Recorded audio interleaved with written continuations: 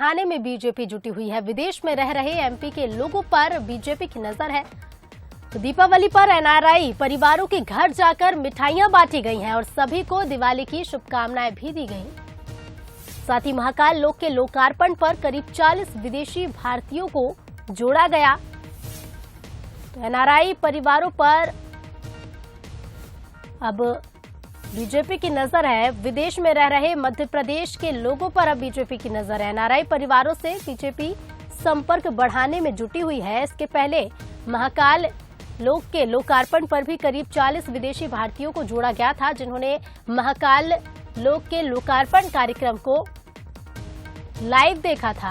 और इसके बाद अब दिवाली पर भी एनआरआई परिवारों के घर जाकर बीजेपी ने मिठाइयां बांटी और शुभकामनाएं दी हैं। My name is Amit Soni from San Francisco, USA, and I'm very thankful to Dr. Sudhanshu Gupta from State Home Affairs Department from visiting our parents in India and offering them the help. We would like to send Diwali greetings from Black Forest, Germany to everybody back at home. A special thanks to Dr. Sudhanshu Gupta for sharing Diwali greetings and sweets with my family.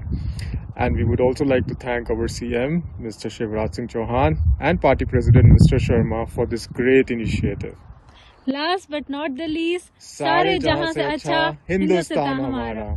हमारे विभाग का उद्देश्य है कि उन सभी भाई बहनों को जो विदेश में या पढ़ने गए हैं या किसी कारणवश वहां सेटल्ड हैं, उन सभी को अपने मध्य प्रदेश से जोड़े रखना, उनसे संपर्क रखना और अपनी मध्य प्रदेश सरकार की नीतियों से उन्हें अवगत कराना। आयोजन से उन्होंने माननीय मुख्यमंत्री शिवराज सिंह चौहान जी और हमारे संगठन के प्रदेश अध्यक्ष माननीय श्री विष्णुदत्त शर्मा जी का और पूरी एनआरआई टीम का धन्यवाद दिया और हमने उम्मीद जगाई कि ये कार्यक्रम हम आगे भी इसी तरह करते रहेंगे। और ज्यादा जानकारी के साथ संवाददाता सूरज शर्मा फोन लाइन पर जुड़े हुए हैं। सूरज, लगातार एक्टिव रहने वाली बीजेपी अब एनआरआई परिवारों पर फोकस कर रही है। देखिए, बिल्कुल मध्य प्रदेश में 2023 में विधानसभा के चुनाव और चुनाव के पहले भारतीय जनता पार्टी ने मध्य प्रदेश नहीं रही, देश के बाहर रहने वाले जो मध्य प्रदेश के मतदाता हैं खासतौर से, वो किस तरीके से बीजेपी के साथ जुड़े, इसको लेकर प्रयास किया था। यही वजह है कि सबसे पहले 40 देशों के लोगों के साथ महालोक के लोकार्पण कार्यक्रम में वर्चुअली शामिल किया गया था। और अब दिवाली के समय वो परिवार जिनके बच्चे विदेशों में नौकरी करते हैं, उन परिवारों के बीच पहुंचे हैं, दिवाली की मिठाइयां दी हैं, शुभकामनाएं दी हैं।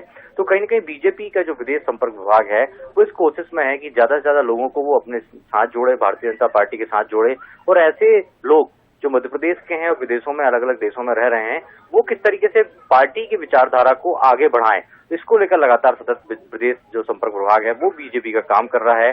तो कहीं ना कहीं इसका फायदा 2023 में भी मिलेगा कि जो लोग मध्य प्रदेश में ही नहीं देश में रह रहे हैं या विदेशों में रह रहे हैं, वो किस तरीके से बीजेपी के साथ जुड़े, ये बीजेपी का एक प्रयास है। जी बिल्कुल सूरज, इसी क्रम में ये प्रयास किया जा रहा है। बहुत बहुत धन्यवाद तमाम जानकारियों के लिए। तो एनआरआई परिवारों से संपर्क बढ़ाने में बीजेपी जुटी हुई है। दिवाली की शुभकामनाएं सभी को दी और घर जाकर मिठाइयां भी बांटी। और इससे पहले महाकाल लोक के लोकार्पण कार्यक्रम से भी सीधे लाइव इन लोगों को जोड़ा गया।